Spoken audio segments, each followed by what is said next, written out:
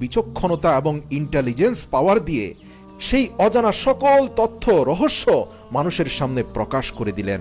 যারা এই ব্যক্তিটিকে শয়তান বলেছিল তারা সকলে এসে তার পায়ে পড়ে ক্ষমা চাইল। আসল শয়তান ছিল সেই মহিলাটি।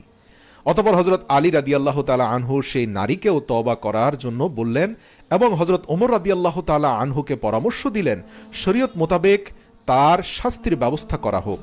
অতঃপর সেই নারীর সামনে প্রকাশ্যে সকলকে বললেন, মিথ্যা ইশক মানুষকে অন্ধ করে। মনে রেখো, বিবাহ বহির্ভূত যে কোনো প্রকার প্রেম ভালোবাসা মানুষকে অন্ধ করে দেয়, আর এর পরিণতি ভালো মানুষকেও খারাপ করে।